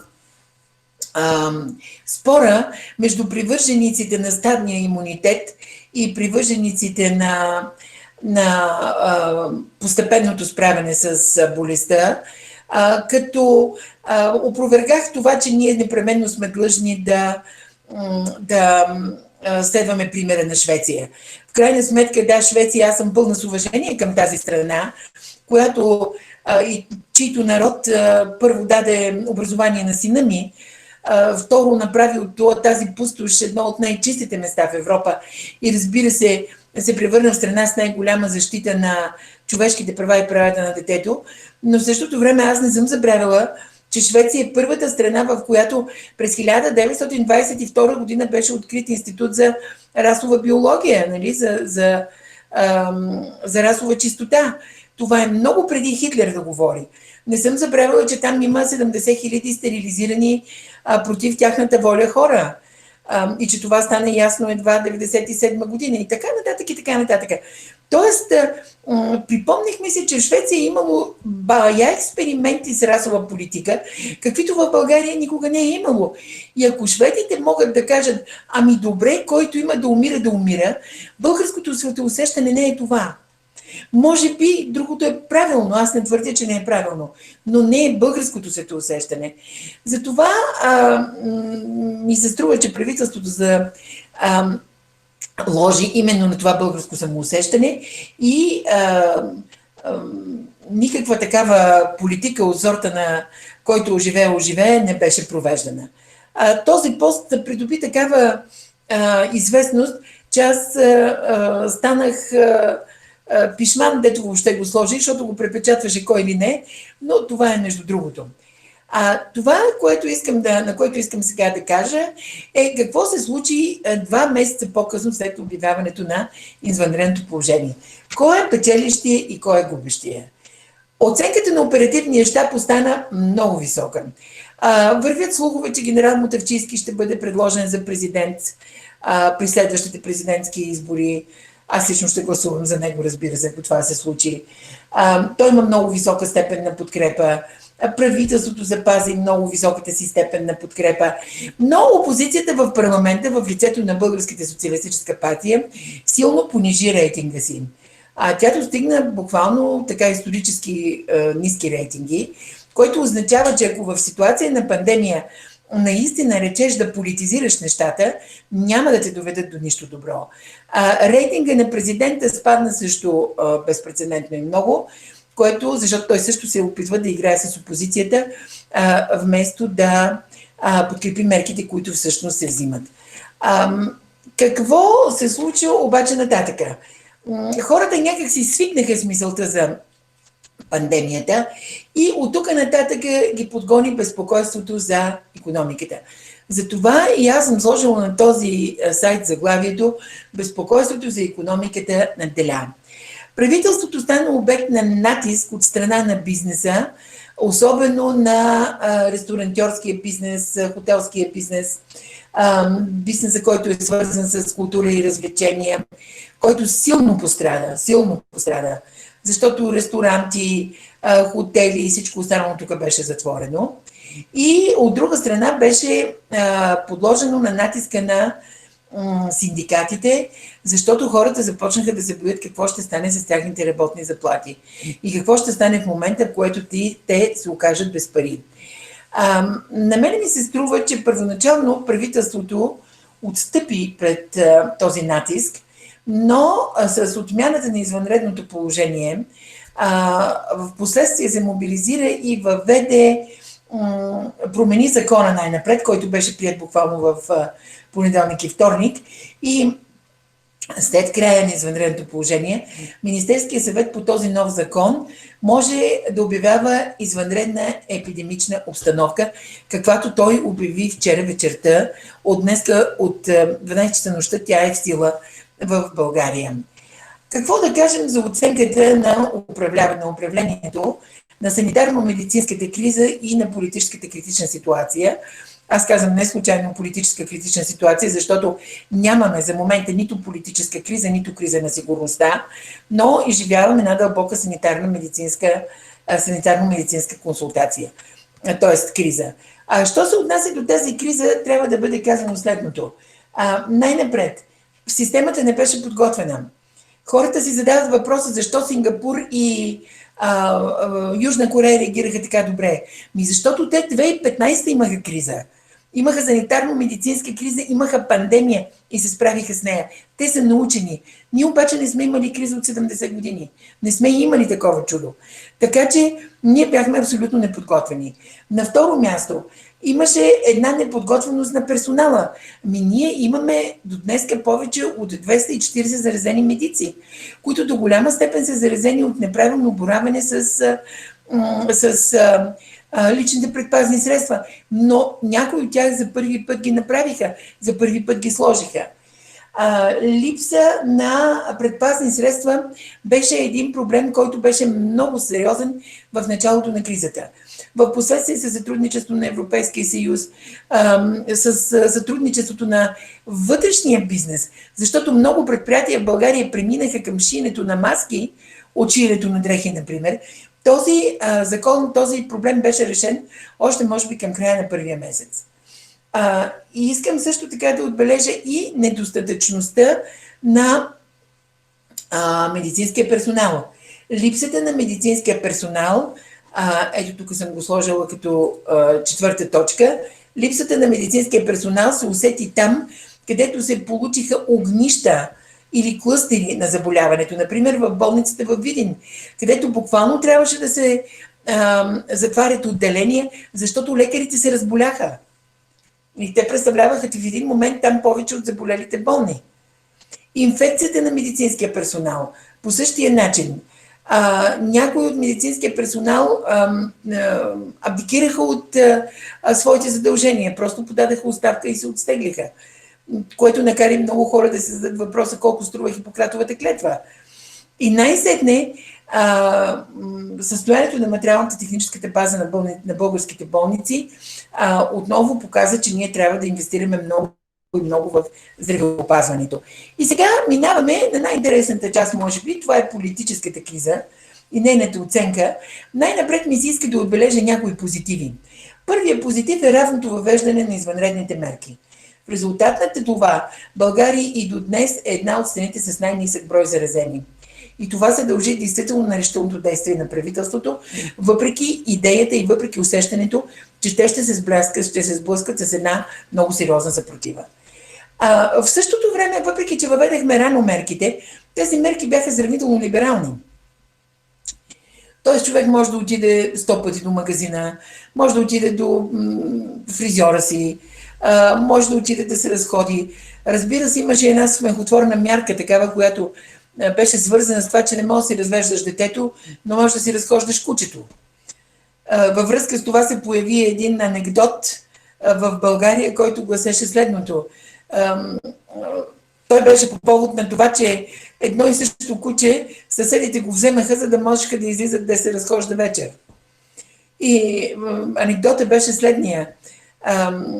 Сър Хенри пита своя иконом: Хенри, какъв е този протяжен вой? Сър Хенри казва, иконома му казва, не се притеснявайте, сър Хенри, нали? Това е баскервилското куче, защото вече го извеждат за 60 пъти на разходка. Така, на следващото място и това не позволи да се натрупва много напрежение, сравнително либералните мерки. В сравнение с тия, които бяха в Испания, които са жестоки, в сравнение с тия, които бяха в Италия, които са жестоки, в сравнение с френските, които са безпощадни. Още една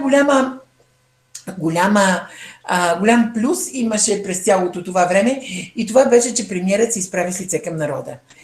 Тук нямаше криене зад фасадата на някой.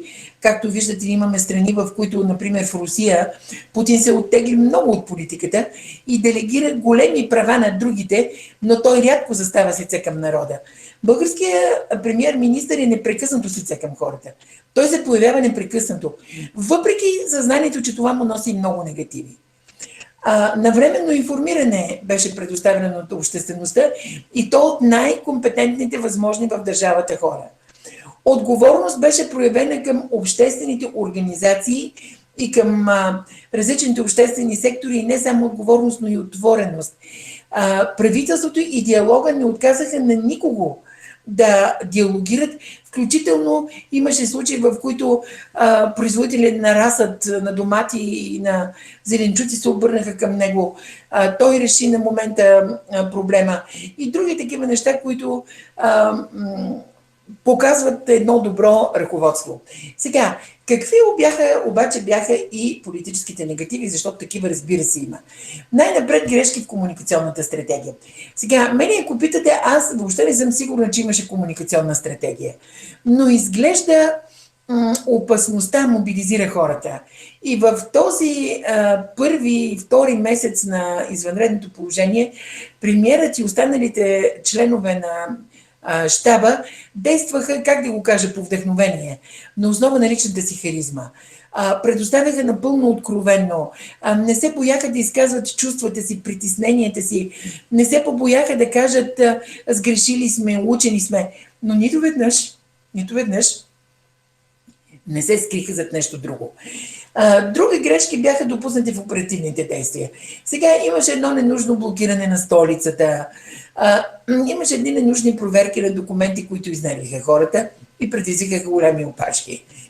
После, кабинетът в определени моменти се подаде на натиск на икономическите лобита. Следващото нещо. Ние и до днес нямаме точно ясна представа какво ще правим, като излезем от кризата. Да, работи се, точно така, но нямаме единна обща програма. Може би аз такава програма не виждам и в другите страни, между другото. Виждам програма за непосредствено подпомагане, каквато и ние имаме. И не е известно последното, това, което много ми изглежда важно, не е известно дали преждевременното сваляне на мерките няма да доведе до втора вълна от епидемията. Това се очаква да видим в следващата седмица. Благодаря ви за вниманието. Почитувана драга колешке Дронзина, ви благодарам за вашата презентација и сите овие анализи и податоци за запознавање на напорите кои ги има направено бугарското општество и држава. Некои елементи се заеднички, дел се помеки мерки кои ги има превземено Бугарија во справувањето со пандемијата. Идејата околу кучето и прошетката заедно од комшиите е добра идеја и веројатно дали вечерва или утре ќе ги искористам за по 19 часов за позајмување на кучето од комшијата, но реално се надевам дека ќе дојде разумот и ќе дојде до поместување на полицискиот час од 19 во 21 заради реалната потреба и непотребна психоза која би се создавала кај граѓаните со оглед на процесот на нормализација кој го имаме започнато.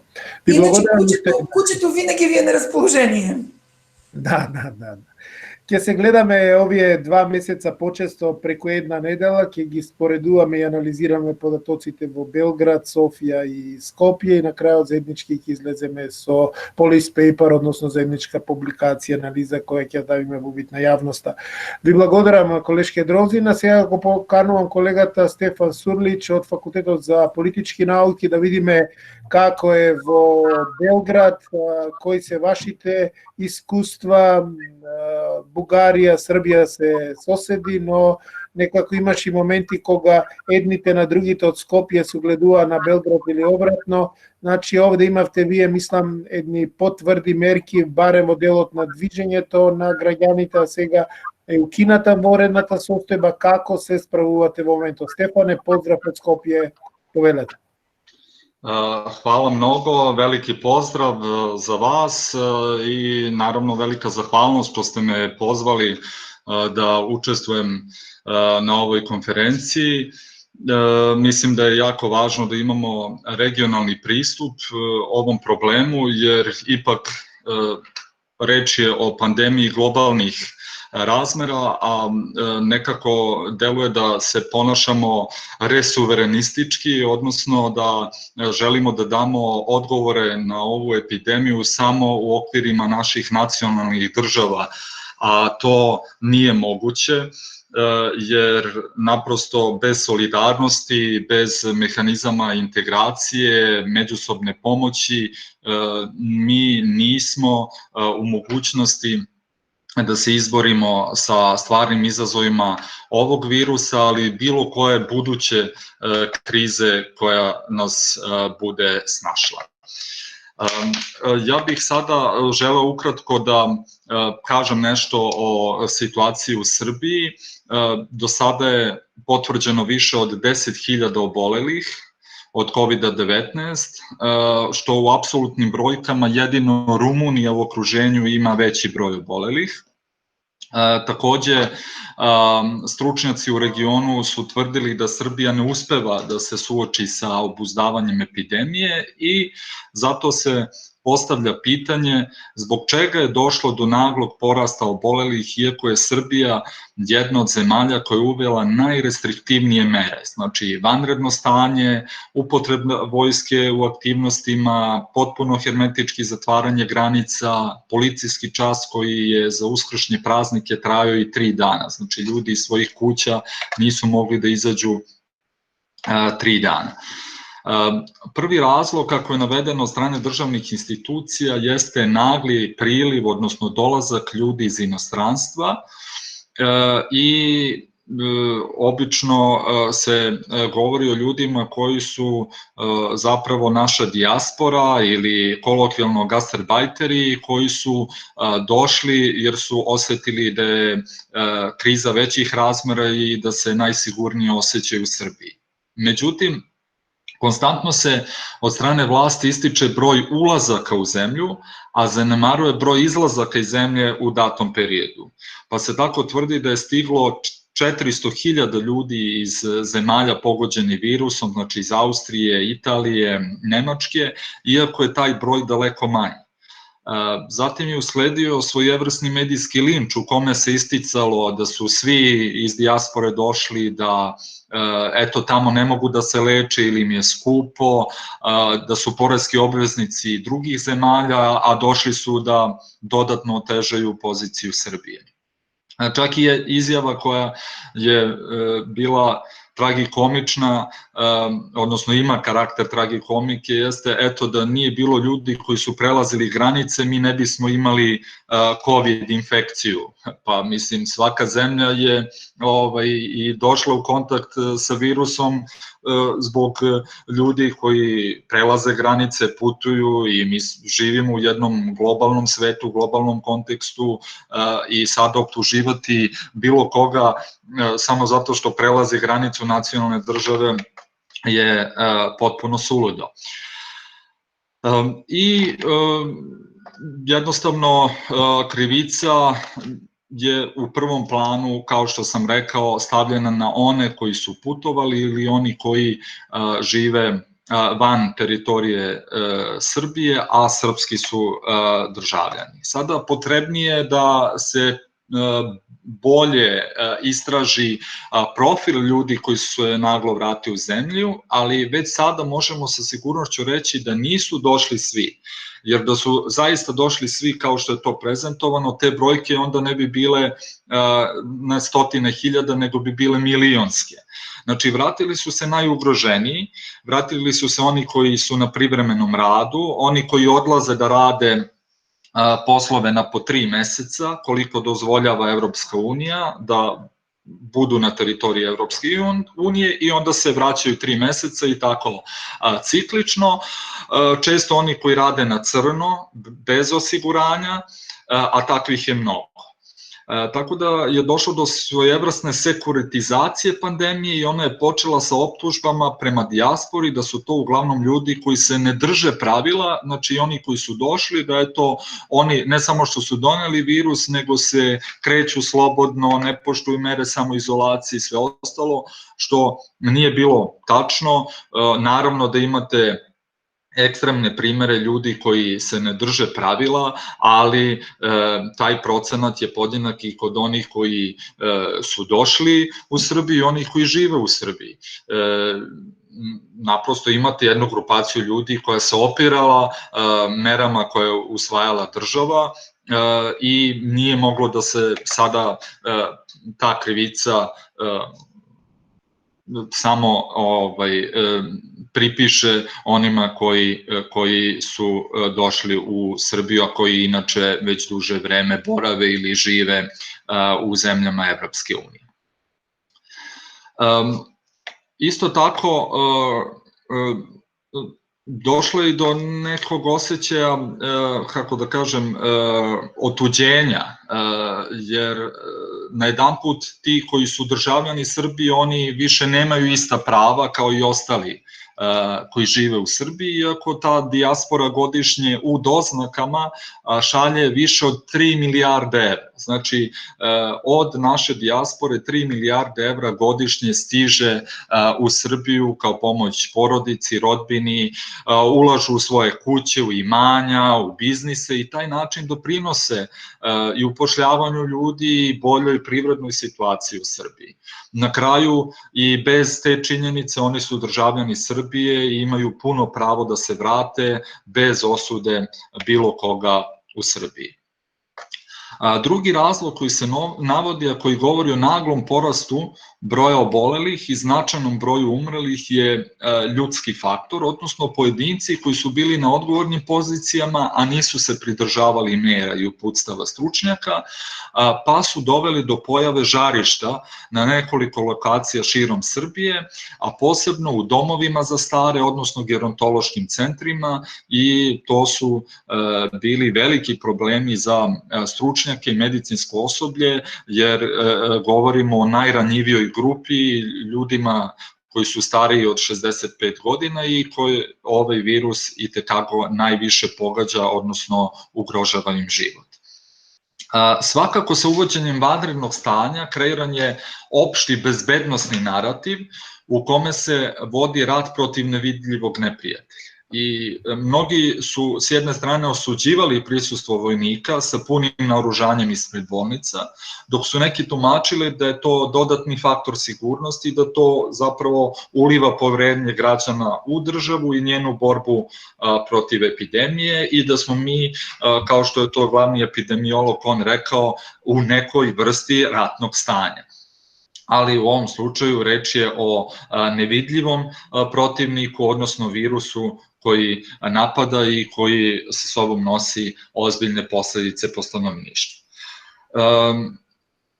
Ono što je najtačnije zbog čega je korišćena vojska ne samo na granicama, jeste da se predviđao mnogo gori scenario i da je prisustvo vojske trebalo da odvrati sve one koji bi pomislili da se obračunavaju sa medicinskim osobljem.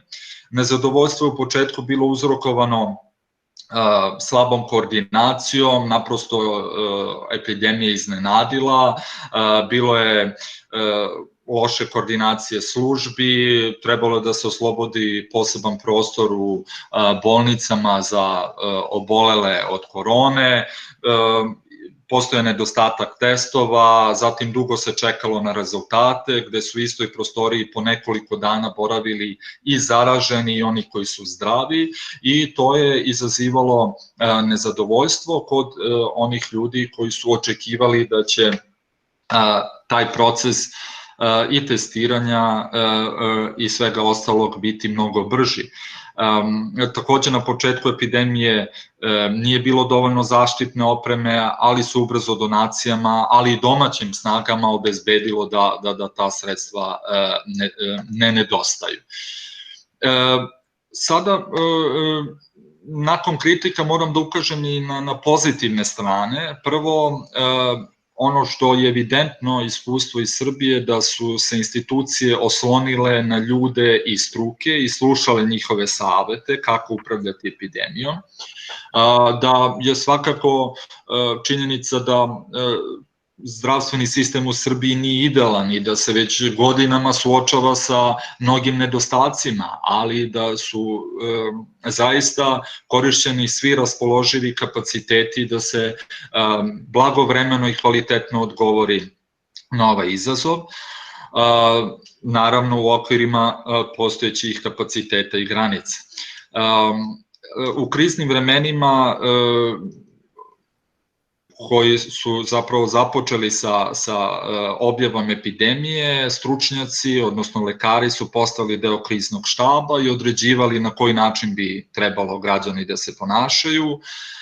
Epidemija je u bezbednosnom smislu na početku probudila paniku kod ljudi koji su neprestano pravili zalihe hrane i pića, međutim, činjenica da su rafovi u prodavnicama uvek bili redovno snabdevani i, kao što je država obećala, nije bilo nikakvih nestašica. Drugo, Srbija je u okviru, tokom celokupne epidemije, mi smo i dalje u epidemiji, Srbija je u nacionalnim okvirima započela sa proizvodnjom mnogih stvari koje je do tada uvozila, od proizvodnje kvasca, preko leka hlorokina, do sredstava za dezinfekciju.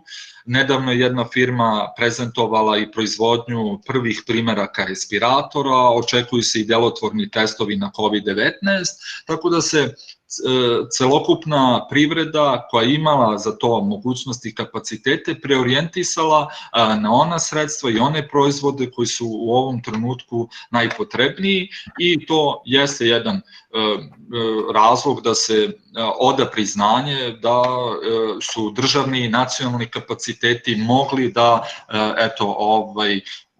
obezbede sve ono što je najneophodnije i da pokrenu proizvodnju pre svega sredstava za dezinfekciju, ali i zaštitne opreme.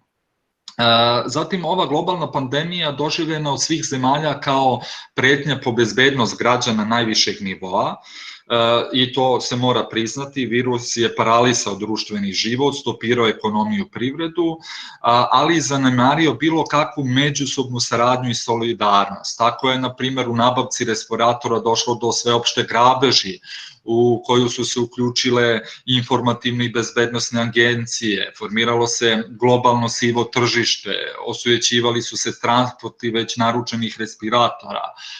Državni predstavnici su isticali nekoliko puta da su imali konkretan problem sa već naručenim i plaćenim respiratorima. Zatim su usledile i optužbe iz regiona. Crna Gora je navodila da je u Beogradu nestalo njenih 3 respiratora, odnosno da je Srbija sprečila dopremanje tih 3 respiratora Crnoj Gori. Zatim vlasti u Srbiji su odgovorile da one nemaju nikakve veze, da je to stopirala zapravo firma koja je prodavala i Srbiji i Crnoj Gori. Na kraju je predsednik Vučić ponudio Crnoj Gori 5 respiratora kojima Srbija raspolaže, da se ne bi stekao bilo kakav utisak da eto ne postoji regionalna saradnja i solidarnost i da ne bi dolazilo do tih međusobnih optužbi koji dodatno opterećuju bilateralne odnose na prostoru Zapadnog Balkana.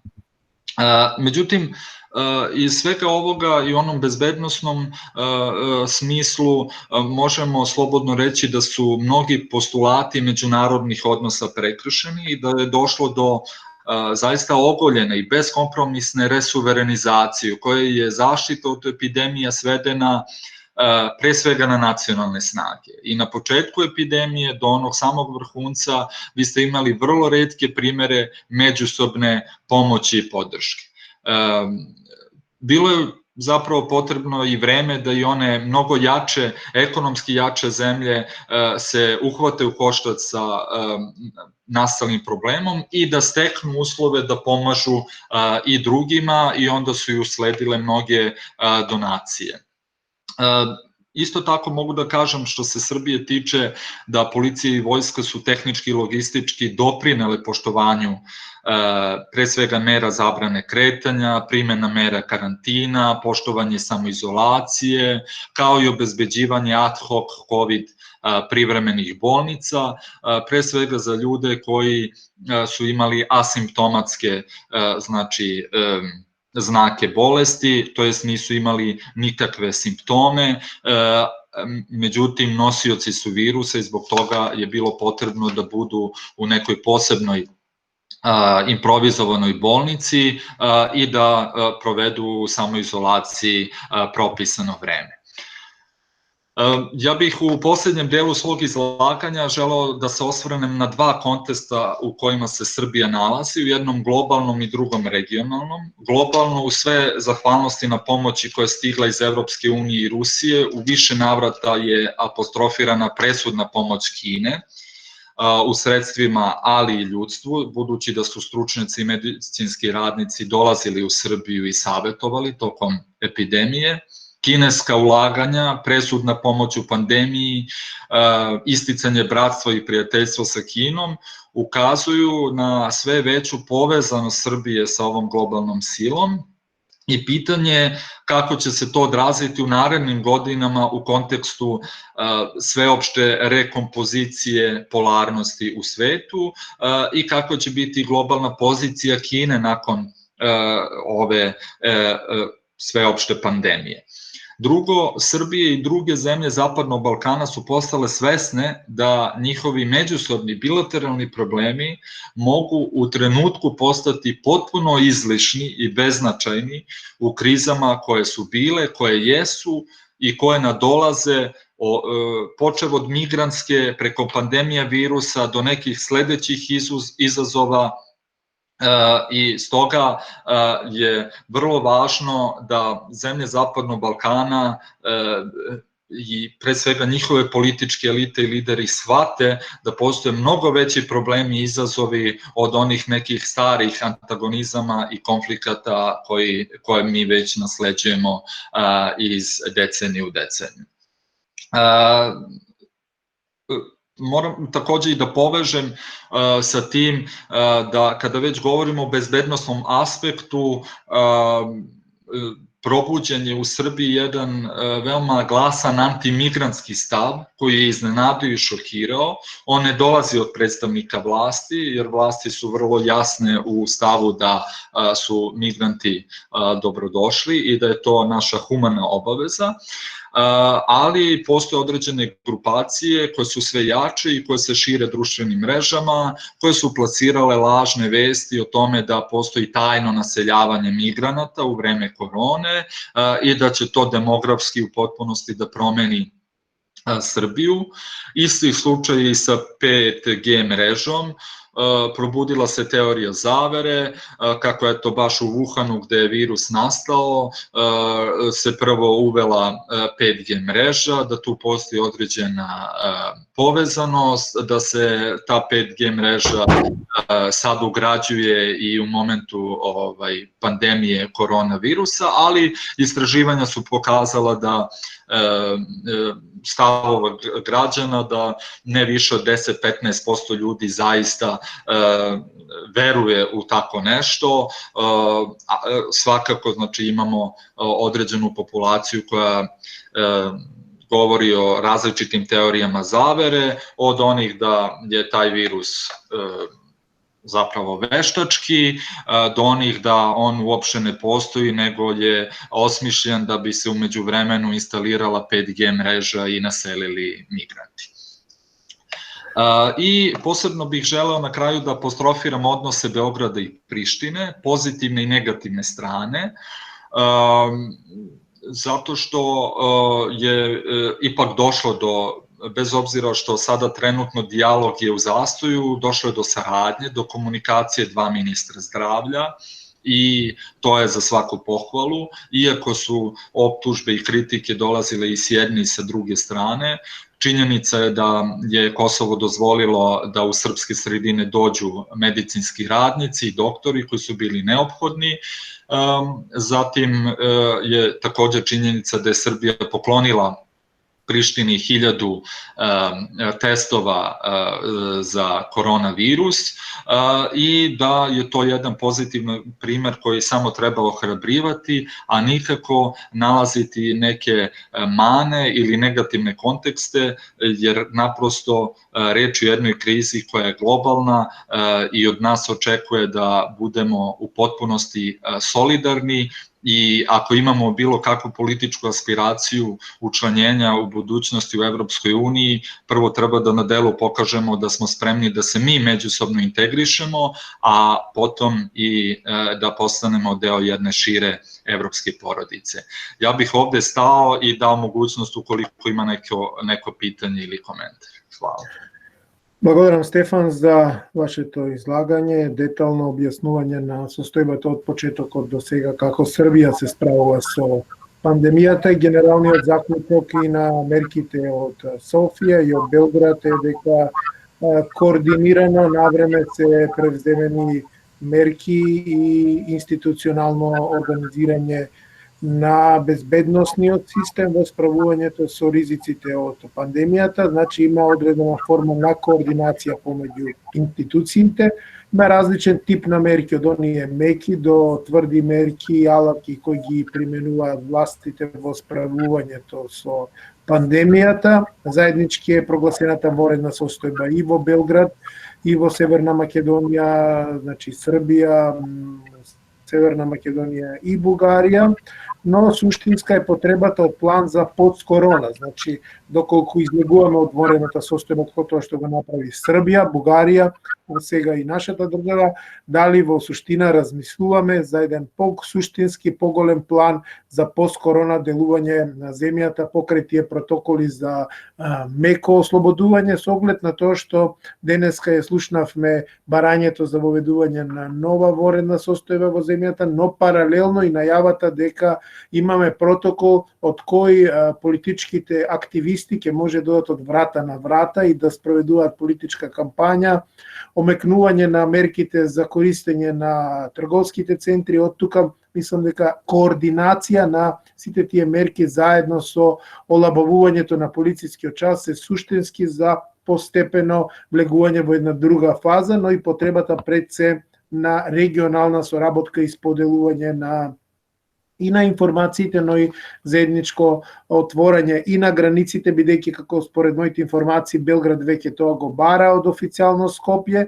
значи по оваа средба на министерот за здравство со неговиот колега од Атина, сметам дека една регионална средба и соработка помеѓу министрите за здравство, но и министрите за внатрешни работи е суштинска потреба и заедничка констатација и на колегата во Белград и на колешката во Софија е дека пандемијата има обид за секуритизација, односно злоупотреба и контролирање на дел од јавното мислење на тој начин да се создаде и некоја паника меѓу населението.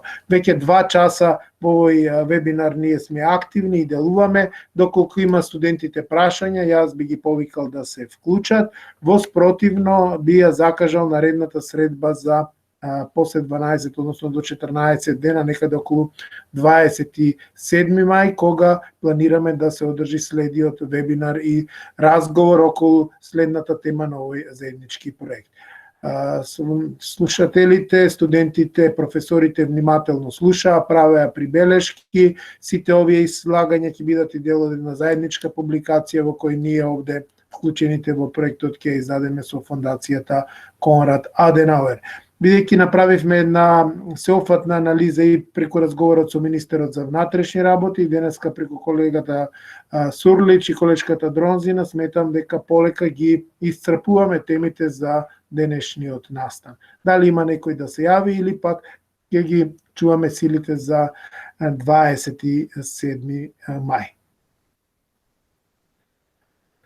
Добро, ви благодарам Стефане, благодарам колешке Дронзина, му благодарам на министерот за внатрешни работи, му благодарам на директорот на фондацијата Конрад Аденауер, кој за цело време остана со нас и не слушаше. Благодарам на луѓето, колегите од канцеларијата на фондацијата Конрад Аденауер за континуираната поддршка, на факултетот за безбедност, на деканот Дујовски, на сите професори кои беа дел од денешниот настан и верувам дека за 14 дена повторно ќе се видиме, да ја согледаме ново настанатата состојба и верувам до тогаш ќе истече и потребата од нова ворена состојба кој денеска државните власти во Македонија ја бараат. Имаме многу заеднички научени лекции и верувам дека ќе бидеме уште по-успешни во справувањето со новите безбедносни ризици и закани. Ве поздравувам сите, ги поздравувам сите учесници, ве посакувам многу здравје и до скоро видување. Секој добро и голем. Пазете се и бъдете здрави. Поздрав.